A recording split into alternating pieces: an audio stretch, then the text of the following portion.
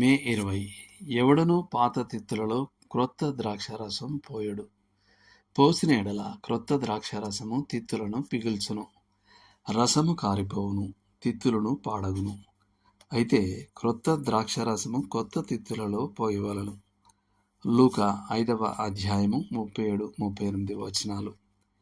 ఇక్కడ ప్రస్తావించబడిన తిత్తులు నిజానికి జంతువుల చర్మాలతో తయారు చేయబడిన పాత్రలు. ఆ ద్రాక్షరసపు తిత్తులు కొత్తగా ఉన్నప్పుడు అవి తేలికగా వంగేవి మరియు కొంత సాగే గుణంతో ఉండేవి. కానీ అవి పాతబడినప్పుడు అవి గట్టిగా వంగనివిగా మారేవి.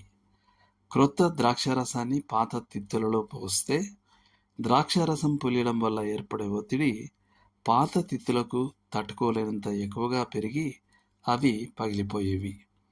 ఇక్కడ లూకా 5వ అధ్యాయంలో యేసు యూదా మతానికి మరియు క్రైస్తవత్వానికి మధ్య సంఘర్షణను వివరించడానికి దీనిని ఉపయోగిస్తున్నాడు.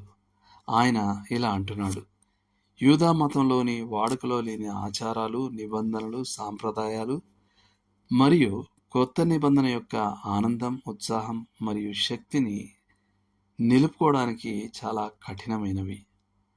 ఈ అధ్యాయంలో నాటకీయమైన దృష్టాంతాలు ఉన్నాయి.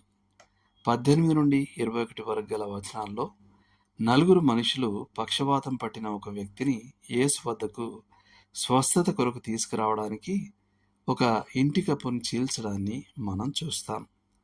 వారి వినూత్నమైన అసాధారణ పద్ధతి క్రొత్త ద్రాక్షారసానికి ఒక దృష్టాంతం. 21వ వచనంలో శాస్త్రులు మరియు పరిసయ్యులు యేసును నిందించడం ప్రారంభించారు. వారే పాత ద్రాక్షారసపు తిత్తులు. మళ్ళీ 27 నుండి 29 వరకు గల వచనాల్లో క్రీస్తు పిలుపుకు లేవి యొక్క ఉత్సాహభరితమైన ప్రతిస్పందనను మరియు తన స్నేహితుల్ని యేసుకు పరిచయం చేయడానికి అతను ఏర్పాటు చేసిన విందును మనం చూస్తాం. అదే క్రొత్త ద్రాక్షారసం.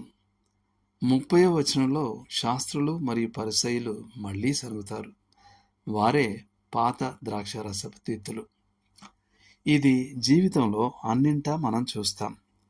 ప్రజలు పనులు చేయడానికి సాంప్రదాయ పద్ధతులకు అలవాటు పడతారు మరియు మార్పుకు అలవాటు పడడం కష్టమని భావిస్తారు.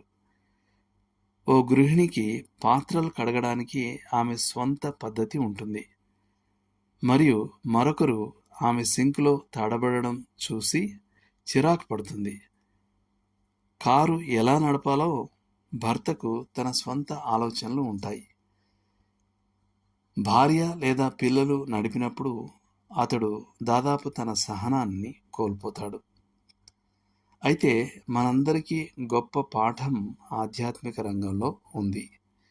క్రైస్తవ విశ్వాసం యొక్క ఆనందం, సంతోషం, ఉత్సాహాన్ని అంగీకరించడానికి మనం తగినంత సరళంగా ఉండాలి.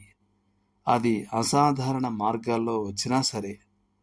దేవుడు పనిచేస్తున్నప్పుడు పక్కన కూర్చొని విమర్శించిన పరిసయ్యుల యొక్క నిశ్శబ్దతను మరియు నిస్తేజమైన ఆచారబద్ధతను మనం కోరుకోము, లేదా అది మనకు అనవసరం.